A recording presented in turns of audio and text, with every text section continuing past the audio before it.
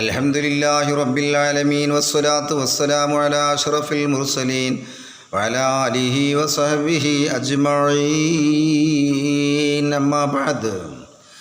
അങ്ങനെ ബാദിരിങ്ങളിലെ റബ്ബുൽ അളീമായോനേ ശറഫും ജീമായേറ്റം ചൊരിക്ക് കോനേ അഹിതം വരാതിമാൻ നിറവേറ്റേണേ അവരാലെ നെയ്തുവ കബൂലാക്കേണേ. പൂവണിഞ്ഞ സ്വപ്നം എന്ന ഐതിഹാസികമായ ചരിത്രകഥയുടെ 17-ാം എപ്പിസോഡിലേക്ക് സ്വാഗതം. സുലൈഖയെ അവിടെ വേണ്ട വിധം അണിയിച്ചൊരുക്കുന്നു. മാത്രമല്ല, പന്തലിൽ ഒരുപാട് ആളുകൾ അവിടെ ഭക്ഷണത്തിൻ്റെ കാര്യങ്ങൾ അത് വേറെ നടത്തുന്നു. ബഹുമാനപ്പെട്ട തഴവ ഉസ്താദ് പറഞ്ഞതുപോലെ ബിരിയാണി വേണ്ടവർ പോകണേ തെക്കോട്ട്, നെയ്ച്ചോറിനാഗ്രഹമുള്ളവർ വടക്കോട്ട്, വെറുംചോറ് കറിയും പ്രഥമനും കിഴക്കോട്ട്, കൈ കഴുകുവാൻ പോകേണ്ടതാ താഴോട്ട്. രാജാവിൻ്റെ കൊട്ടാരമാകുമ്പോൾ, രാജാവിൻ്റെ മകളാകുമ്പോൾ പിന്നെ ഭക്ഷണത്തിൻ്റെ കാര്യം ഇനി പറയേണ്ടല്ലോ. ചില ആൾക്കാർ ചോദിക്കും, ഇനിയിപ്പോൾ എന്താ ഈ ഭക്ഷണത്തിൻ്റെ കാര്യം, അവിടെ തിന്നാനും കുടിച്ചാനൊന്നും കൊടുത്തുക്കണു. ആദ്യം ആ പരിപാടിയാണ് നടക്കേണ്ടത്, എന്നിട്ട് പിന്നെ അണിയിച്ചൊരുക്കലൊക്കെ. ഏതായാലും തിന്നലും കൂടിയൊക്കെ അവിടെ വേറെ നടക്കുന്നുണ്ട്, അതൊരു വശത്ത് നടക്കുന്നുണ്ട്. നമ്മളവിടെ സുലൈഖാനെ അണിയിച്ചൊരുക്കാൻ വേണ്ടി പറഞ്ഞപ്പോൾ ഇനി തീറ്റയും കൂടി മറന്നോന്ന് വിചാരിച്ചിട്ടുണ്ട്. തീറ്റയും കൂടി അവിടെ ഒരു ഭാഗത്ത് വളരെ കെംഗേമമായി നടന്നുകൊണ്ടിരിക്കുന്നുണ്ട്. ഏതായാലും സുലൈഖയെ അണിയിച്ചൊരുക്കിയ ഒരു വിഭാഗം ആളുകൾ അതാ മിസ്റിനെ ലക്ഷ്യമാക്കി അതാ താളമേളങ്ങളോടുകൂടെ നടക്കുന്നു. എന്തൊക്കെയാണ് അവരുടെ കൂട്ടത്തിൽ ഉണ്ടായിരുന്നത് എന്ന് കവി പറയുകയാണ്. തുടരവെ ബാൻഡൊടി മദ്ദളതുടിയും വടിവുട ചെണ്ടകൾ ചങ്കുകൾ വിളിയും ഇടയിട കൈമണി ഹറുമൊണി ബലിയും. തുടരവെ ബാൻഡോട് മദ്ദള മുടിയും ബാൻഡ് ഠും ടും ചട്ടുക്കുട്ടും ടുട്ടുക്കുട്ടും ആ ബാൻഡ്. പിന്നെ പടിവുട ചെണ്ടകൾ ചങ്കുകൾ വിളിയും ചെണ്ട ഠും. ചെറിയ ചെണ്ട കുട്ടികൾ വേറെ ഉണ്ടാവും, അതിൻ്റെ വലിയതെന്നുണ്ടാവും. ലാസ്റ്റ് ഒരു കൊടുക്കൽ ഠേ എന്ന് പറഞ്ഞിട്ട് ആ ചെണ്ടകൾ അങ്ങനെ ഇടയിട കൈമണി ഹറുമൊണി ബലിയും ഹറുമൊണി ബലിയും. പിന്നെന്താണുള്ളത് കവി തന്നെ പറയട്ടെ. ബാലിത്ത് വീണകൾ പാട്ടും അലങ്കാരമാ വനിതകൾ കരം കൊട്ടും കുതുകുലമാ. ബലിത്ത് വീണ. പിന്നെ അതുപോലെ തന്നെ വനിതകൾ കരം കൊട്ടും കുതൂകുലമാ. പിന്നെ പാടണ്ടല്ലോ കയ്യൊട്ടിപ്പാട്ട്. ഇതാ വരുന്നേ നാരി ഇതാ വരുന്നേ മരൻ്റെ വിടത കാണുന്നു പാലത്തിൻ്റെ പുറമേ എന്നാണ് പഴയ പാട്ട്. പാലത്തിൻ്റെ അപ്പുറത്താണ് പുതിയണ്ണിൻ്റെ വീട്, പണ്ടത്തെ പാട്ടാണ്. അപ്പം ചുരുക്കി പറഞ്ഞാൽ അങ്ങനെ കുതുകുല മടവികളുടെ വരവാല് പൊതുജനമതികളിൽ അതിശയമാല് അധിപതിക്കറിവ് ചമ്പരവുട ജയലെ ചേലൊത്ത പുതുനാരി സഖികൾ ഫൗജായി ചേർന്ന് പോയി മിസ്റിലും നാറിന്ത് രാജ.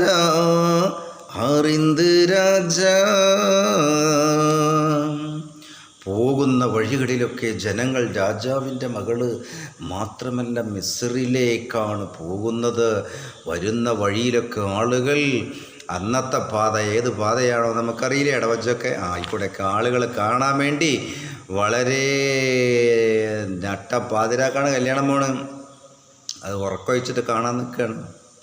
ഇന്നിപ്പോൾ അതിനൊന്നും ആൾക്കാരെ കിട്ടൂല, അന്നൊക്കെ പകല് പരിപാടി നടക്കുള്ളൂ. ഇനി നടന്നാൽ തന്നെ ഒരു 10 മണി വരെ. അപ്പോൾ ചുരുക്കി പറഞ്ഞാൽ പുതിയാണ് ഫോണ് കാണാൻ വേണ്ടി വഴിയോരങ്ങളിൽ ആളുകൾ തട്ടിച്ചു കൂടിയിരിക്കുന്നു എന്നാണ് കവി ഇവിടെ പറയുന്നത്. ചേലത്തെ പുതുനാരി സഖികൾ ഫൗജായി ചേർന്ന് പോയി മിസ്റിലും നാറിന്ത് രാജ അറിന്ത് രാജ. അങ്ങനെ മിസ്റിൻ്റെ അതിർത്തിയിലേക്ക് മൊറോക്കോയുടെ തൈമൂസ് രാജാവിൻ്റെ കൊട്ടാരത്തിൽ നിന്നും പുറപ്പെട്ട ആ പുതുപെണ്ണാകുന്ന സുലൈഖയും തോഴിമാരും ആളുകളുമൊക്കെ മിസ്റിൻ്റെ അതിർത്തിയിലെത്തിയെന്ന് മാത്രമല്ല, സ്വീകരിക്കാൻ വേണ്ടി അതാ മിസ്ർവാസികളായ മിസ്റിൽ അസീസ് രാജാവിൻ്റെ കൊട്ടാരത്തിൽ നിന്നും സ്വീകരിക്കുന്നതിന് വേണ്ടി ആളുകൾ വന്നുകൊണ്ട് അവിടെ തകൃതിയായ പാട്ട് നടന്നുകൊണ്ടിരിക്കുന്നുണ്ട്. ഈ ഭാഗത്തും ശക്തമായ പാട്ട്. അങ്ങനെ രാജനതിനെതിരേറ്റ് കിടത്തി, രാജനറിന്തതിരേറ്റ് കിടത്തി, രാശിന കോവിലകത്തിലിരുത്തി, കോശമിൽ വേളി മുടിത്തി വിരുത്തി. അങ്ങനെ കൊട്ടാരത്തിൽക്കൊക്കെ ആനയിച്ചു കൊടുന്ന് ആദ്യം നിക്കാഹ് കർമ്മം നടക്കുകയാണ്. അതാ കവി പറയണത്. രാശിന കോവിലകത്തിലിരുത്തി, കോശമിൽ വേളി മുടിത്ത് വിരുത്തി. അപ്പോൾ അങ്ങനെ നിക്കാഹ് കർമ്മമൊക്കെ നടന്ന് കണ്ടീഷനായി. ഇനിയിപ്പോൾ എന്താ പരിപാടി അടുത്തത്? വിരുത്തിയുടെ അസീസിൻ്റെ ദിനം റെഡിക്ക്, ദിനം റെഡിക്ക്, ബീവിയെ കയറ്റണം മനയറക്ക്, മനയറക്ക്. അപ്പം ഇനി ബീവിനെ എടുക്കാൻ കയറ്റേണ്ടത് മണിയറിൻ്റെ ഉള്ളിക്ക്. മനയറ എന്നാണ് ഇവിടെ കവി എഴുതിക്കണത്. അത് അക്ഷരപ്പിഴ കാണോ എന്താണെന്ന് അറിയില്ല. ഏതായാലും മണിയറാന്ന് കൂട്ടിക്കൊള്ളിങ്ങൾ. ഇപ്പോൾ നടക്കാൻ പോണതാണ് മഴതല്ലേ സംഭവം. അങ്ങനെ മണിയറയ ഗംഭീരി പൊരുക്കിയ വിധമ. അപ്പോൾ മണിയറനെ കാരം തണിയവനൊഴുകിയ തൊടുക്കുല പുതമ മണവിച്ചണ്ടരിപ്പമെമ്പ അരിമയിൽ മണിയറയകമായി. അല്ലെങ്കിൽ അകമ്പൂകിന്തുടൻ കാമറ് മുഖവും കണ്ട്, മുഖവും കണ്ട് അസീസേറ്റം മിഷുകോടെ കടന്ന് ചെണ്ട്, കടന്ന് ചെണ്ട്. അങ്ങനെ മണിയറയിലേക്ക് പ്രത്യേകം അണിയിച്ചൊരുക്കിയ മണിയറ. ആ മണിയറയിലേക്ക് രാജാവിൻ്റെ മകളായ സുലൈഖയെ അങ്ങോട്ട് കയറ്റുകയാണ്. ആ സമയത്ത് അസീസ് രാജാവത കടന്നു ചെല്ലുന്നു പുതുമണവാളൻ. അങ്ങനെ കടന്നുടൻ അരമനയിൽ അടുത്തൊരു ക്ഷണമ മടപ്പനെന്നുള്ളം തള്ളി തുളുമ്പുന്ന വിധമായി തടി വിറച്ചുടൻ തല കുന്നിത്തതിമതമാൽ മതത്തോടെ മയങ്ങിക്കൊണ്ടരശിച്ചെന്ന്, അരശിച്ചെന്ന് പതിവാളും അസീസുമായി കനിന്താളന്ന്, പതിവാഴും അസീസുമായി കനിന്താളന്ന്. അങ്ങനെ മണിയറയിലേക്ക് അസീസ് രാജാവിൻ്റെ അരികിലേക്ക് സുലൈഖയങ്ങ് കടന്നു ചെല്ലുകയാണ്. ഈ സമയം എന്തോ അവിടെ സംഭവിക്കുന്നുണ്ടല്ലോ മക്കളെ. അത് മറ്റൊന്നുമല്ല, കന്നിന്തുട്ടൻ തരുണിയും തിരുമുഖം തിരിത്ത്, കണ്ണപ്പത്തിൽ മതമറ്റ മുഷിപ്പുകൾ വരുത്ത്, മന്നം കത്തിക്കരിഞ്ഞ അതിമിളി നീരും ചൊരിത്ത്, ചോരിത്താറ്റൽ അലമുറയായി, ചോരിത്താറ്റൽ മുഖം മടച്ചലമുറയായി, അലമുറയായി ദുരിതത്തിൽ അളുതമത്തിനെ വിളിയായി, അമത്തിനെ വിളിയായി. അങ്ങനെ മണിയറയ്ക്കൊക്കെ ആരൊക്കെ ഉന്തിത്തള്ളി കൊണ്ടാക്കി കൊടുത്തു സുലൈഖാനെ. പക്ഷെ മണിയറയ്ക്കാണ്ട് കടന്നപ്പോൾ സുലൈഖ പുതുമാരൻ്റെ മുഖം കണ്ടിട്ട് മൂപ്പത്തിയേരെ മുഖം ഇങ്ങനെ തിരിഞ്ഞു പോവുകയാണ്. സംഭവം എന്താ? കിനാവിൽ കണ്ട, സ്വപ്നത്തിൽ കണ്ട പുതുമാരൻ ഇതല്ലല്ലോ. ഇനിയിപ്പോൾ എന്താ ചെയ്യുക? ഏതായാലും അമത്തിനെ വിളിച്ച് വെള്ളാട്ടിനെ വിളിച്ചിട്ട് സുലൈഖ പറയണ്. എന്താണ് സുലൈഖ പറഞ്ഞത് എന്ന് മഹാനായ അംദുറുദ്ദീൻ മുത്തുക്കോയ തങ്ങൾ വിവരിക്കുകയാണ് താഴ്ഭാഗത്ത്. അത് ഈ കവി ഇങ്ങനെ പാടുന്നു. വിളിത്ത് സുലൈഖ ആപത്താളെ ബിങ്ങി ബിങ്ങി കരഞ്ഞ് മോളിന്താളെ, കൽബിൽ നീനച്ചോരി പേരല്ല, സ്വപ്നം കണ്ട സ്വരൂപം ഇയാളല്ല. വിളിത്ത് സുലൈഖ ആപത്താളെ ബിങ്ങി ബിങ്ങി കരഞ്ഞ് മുളിന്താളെ, കൽബിൽ നിനച്ചോരി പേരല്ല, സ്വപ്നം കണ്ടേ സ്വരൂപം ഇയാളല്ല. മണിയറയിൽ നിന്നും ഇറങ്ങിയ ശേഷം തൻ്റെ അടിമ സ്ത്രീയെ വിളിച്ചുകൊണ്ട് സുലൈഖ പറയുകയാണ്, കാതിൽ എന്തോ മന്ത്രിക്കുകയാണ് അടിമ സ്ത്രീയുടെ. എന്തായിരുന്നു? ഞാൻ സ്വപ്നത്തിൽ കണ്ട പുതുമാരൻ മിസ്റിലെ രാജാവല്ലല്ലോ. ഇനി എന്ത് ചെയ്യും മോളെ? കാര്യമാകെ അപകടമായിരിക്കുന്നല്ലോ. ഇങ്ങനെ പറഞ്ഞുകൊണ്ടതാ സുലൈഖ കരയുകയാണ്. നിലവിട്ട് കന്നിയാളുതാളെ കണ്ണ് നീരും ഒലിപ്പിത്തുരപ്പാളേ. എങ്ങനെ ഇപ്പം കുറ്റിപ്പോയ പാടാം? നിലവിട്ട് കന്നിയാളുതാളെ കണ്ണ് നീരും ഒലിപ്പിത്തുരപ്പാളേ. മലരിൽ സുഗന്ധം മികവാണേ കോലം മരിക്കും മുൻകാട്ട് ഭഗവാനേ. അവിടുന്നതാ ഞാൻ കണ്ട സുന്ദര രൂപം ഇയാളല്ലല്ലോ. മരിക്കുന്നതിന് മുമ്പ് ആ രൂപം എന്നിൽ കാട്ടണം എന്ന് പറഞ്ഞുകൊണ്ട് സുലൈഖയത പൊട്ടിക്കരയുകയാണ്. മാത്രമല്ല സമയം അമത്താൾ വെള്ളാട്ടി സുലൈഖയോട് പറയുകയാണ്, കാമിനിയാളോടാമത്താളും ബീവി കൽബൈ ഇളക്കണ്ട കണ്ടോളും ഓമന മാളു സഹിച്ചോളിൻ ദേവൻ ഉള്ളാശ വീട്ടും ഹമിച്ചോളി. അടിമ സ്ത്രീ സുലൈഖയെ വിളിച്ചരികിലേക്ക് വിളിച്ച് പറയുകയാണ്, നിങ്ങൾ സബൂറായിരിക്കുക. ഒരുപക്ഷെ നിങ്ങൾ സ്വപ്നം കണ്ട പുതുമാരൻ ഈ മിസ്റിൽ വന്നാലോ ഈ മിസ്റിലേക്ക് അടുക്കാൻ സാധ്യതയുണ്ട്.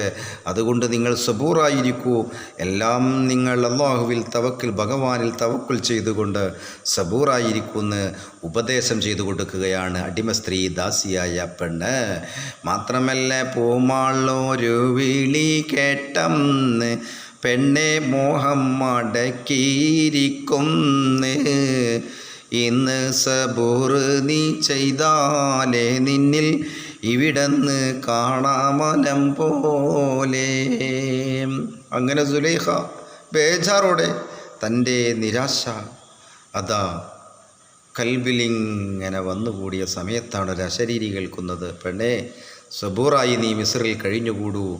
ഇവിടെ വരും നീ ഉദ്ദേശിച്ചതായ നീ കണ്ടതായ സ്വപ്നം കണ്ടതായ പുതുമാരൻ ഇവിടെ വെച്ച് മിസ്റിൽ വെച്ച് തന്നെ കാണാം. അന്നേ ദിനം മുതൽ രാജാത്തി ദുഃഖം അടക്കി മനം സമാധാനത്തിൽ. അന്ന് മുതൽ രാജാത്തിയായ തൈമൂസ് രാജൻ്റെ മകളായ കുട്ടി അഥവാ 13, 14, 15, 16, 17 അവിടുന്നതാ സബൂർ ചെയ്തുകൊണ്ട് മിസ്റിലെ അസീസ് രാജാവിൻ്റെ കൊട്ടാരത്തിൽ കഴിഞ്ഞുകൂടുകയാണ്. പിന്നെ അങ്ങനെ കാലങ്ങൾ കഴിഞ്ഞു മാറി, കാലചക്രം കറങ്ങി. അങ്ങനെ പിന്നെ അസീസോടടുക്കുമേ പല വേഷത്തം കൊഞ്ചി കളിക്കുമേ. ജിന്നിവൾ വേഷം ധരിക്കുമേ ഭോഗം ചെയ്ത് അസീസ് സുഖിക്കുമേ. പിന്നെ അസീസ് രാജാവിൻ്റെ കൊട്ടാരത്തിൽ അള്ളാഹുവിൻ്റെ തീരുമാനം വരുന്നത് വരെ അസീസ് രാജാവിനോട് കൂടെ പെണ്ണ് സുലൈഖ കഴിഞ്ഞുകൂടുന്നു എന്ന് മാത്രമല്ല, അസീസ് രാജാവ് അവിടെ ഒരു പെണ്ണായി ഒരു ജിന്ന് പെണ്ണ് വന്നുകൊണ്ട് അസീസ് രാജാവിന് സുലൈഖയെപ്പോലെ തോന്നിപ്പിക്കുന്ന രൂപത്തിൽ അങ്ങനെയായിരുന്നു അവിടെ കാര്യങ്ങളൊക്കെ നടന്നിരുന്നത് എന്നാണ് പറയുന്നത്. കാരണം സുലൈഖ ബീബി ഒറിജിനിൽ പുതുമാരനാകുന്ന സ്വപ്നം കണ്ട് പൂവിട്ട് പൂജിച്ച യൂസഫിനുള്ളതാണ്. അതുകൊണ്ട് അവിടെ പല സംഭവങ്ങളും നടക്കാൻ പോകുന്നില്ല. അതുകൊണ്ട് ജിന്നിൻ്റെ വേഷത്തിൽ സുലൈഖയുടെ വേഷത്തിൽ ഒരു ജിന്ന് വന്നുകൊണ്ട് കാര്യങ്ങളെല്ലാം നടത്തി കൊടുക്കുകയായിരുന്നു അസീസ് രാജാവിന് എന്നാണ് ഇവിടെ കവി പറയുന്നത്. അങ്ങനെ സുഖിത്താൽ അസീസില്ലി വേളംന്ന് ഉള്ളിൽ തോന്നിയിടും ശക്ക് കൂടാതെന്ന്. അപ്പോൾ അസീസ് രാജാവിന് ശരിക്കും അവളെന്നെ സുലൈഖയാണെന്ന് തോന്നും. ആ രൂപത്തിലായിരുന്നു കാര്യങ്ങളൊക്കെ നടന്നിരുന്നത്. അങ്ങനെ സഖിയല്ലി പോൽ മിസ്ർ വാഴുന്നേ കാലം താജിറ മാലിക് ഷാമിന്നേ മഹിമ മികച്ചൊരടിമാനെ വെക്കാൻ വന്നെന്ന് കേട്ട് ഈ വേളാണേ. അകമ്മിൽ പല ചിന്ത കൊണ്ടാളെ ഉടനാച്ചെതിമാരനിൽ വിണ്ടാളേ. അങ്ങനെ ഇരിക്കുന്ന സമയത്താണ് നമ്മുടെ കഥാപുരുഷൻ മിസ്റിലെ മാലിക്, കച്ചവടക്കാരനായ മാലിക് ദഹ്റിൻ്റെ മകൻ മാലിക് എവിടുന്നോ ഒരടിമക്കുട്ടിയെ കിട്ടി. സുന്ദരനും സുമുഖനുമായ ഒരടിമയെ വിൽക്കാൻ വേണ്ടി മിസ്റിൻ്റെ ടൗണിലേക്ക് കൊണ്ടുവന്നിരിക്കുന്നു. ആളുകളൊക്കെ ഈ വാർത്തയറിഞ്ഞ് സുലേഖയുടെ ചവിട്ടിലും ഈ വാർത്ത എത്തിയിരിക്കുന്നു. സുലേഖയതാ വെള്ളാട്ടിമാരെയും ആളുകളെയും ഒക്കെ വിളിച്ചുകൊണ്ട് പറഞ്ഞു, തൻ്റെ പ്രിയപ്പെട്ട പുതുമാരൻ, ഇപ്പോഴുള്ള പുതുമാരൻ അസീസിനെയും വിളിച്ചു പറഞ്ഞു, മാലിക് ഇങ്ങനെ ഒരു അടിമയെ കൊണ്ടുവന്നിരിക്കുന്നു, വിൽക്കാൻ നമുക്ക് കാണാൻ പോകണ്ടേ എന്ന് ചോദിച്ചപ്പോൾ അതാ അസീസ് രാജാവ് പറയുകയാണ്, പെണ്ണേ നീ അവിടെ നിൽക്ക്, ഞാനൊന്ന് പോയി വരട്ടെ, ഞാൻ പോയി വന്നിട്ട് എന്നെ കൊണ്ടുപോകാം. അങ്ങനെ ബിണ്ടുടന ചക്രവർത്തി തൻ്റെ കോട്ട തന്നിൽ വേണ്ടടി തുടങ്ങി സൈന്യം ആകെ ഓട്ടായി. സുലേഖ പറഞ്ഞതനുസരിച്ച് ഏതായാലും മാലിക് കൊടുന്ന അടിമിനൊന്ന് കാണാൻ വേണ്ടി ആളുകളും പരിവാരങ്ങളും അസീസ് രാജാവും പരിവാരങ്ങളും അതാ മാലിക്കിൻ്റെ അടിമനെ കാണാൻ പോവുകയാണ്. അങ്ങനെ ഇന്ത മാലിക്കിൻ്റെ അടിമേ കാണുവാനേ പോണം എന്ന് വിണ്ട് ക്യാപ്റ്റനോടോ രുങ്ങുവീരേ. അങ്ങനെ ക്യാപ്റ്റനെ വിളിച്ചുകൊണ്ട്, പട്ടാളക്കാരൻ്റെ ക്യാപ്റ്റനെ വിളിച്ചുകൊണ്ട് പറയാണ്, നമുക്ക് അടിമനെ മാലിക് കൊടുന്ന അടിമയെ കാണാൻ വേണ്ടി പോകണം. അങ്ങനെ കണ്ട് വന്ന് പിന്നെ ചെന്ന് ബീവിയാളെ കൊണ്ട് കാട്ടിടാം എന്നീ സൈന്യ സാഖമാലേ.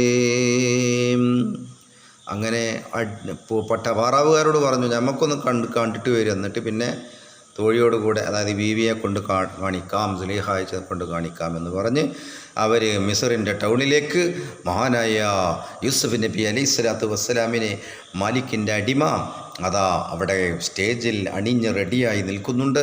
കണ്ടവരൊക്കെ ഒരേ നിൽപ്പിൽ നിൽക്കുകയാണ്.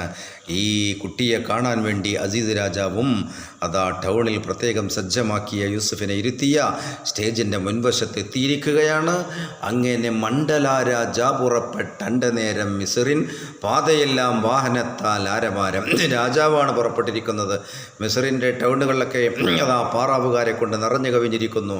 അങ്ങനെ പാർത്ത് രാജൻ മാലിക്കിൻ വീട്ടിൻ്റെ നേരാ ചുറ്റും പാതയിൽ ജനം നിറഞ്ഞ് ബീറ്റ് കാറാ. അങ്ങനെ മാലിക്കിൻ്റെ വീടിൻ്റെ മുമ്പിൽ സജ്ജമാക്കിയ ആ സ്റ്റേജിൽ അതാ യൂസുഫ് നബി ഇരിക്കുന്നു. എല്ലാവരും അതാ മൂർത്തമിൽ രാജൻ കടന്ന് ചെന്നിടമ്പിൽ ബഹുമാ മുത്തു യൂസുഫ് നബിയാർക്കുള്ള മുമ്പിൽ. അങ്ങനെ അസീസ് രാജാവ് യൂസുഫിനെ കാണാൻ വേണ്ടി ആ സ്റ്റേജിൻ്റെ മുൻഭാഗത്ത് എത്തിയിരിക്കുന്നു.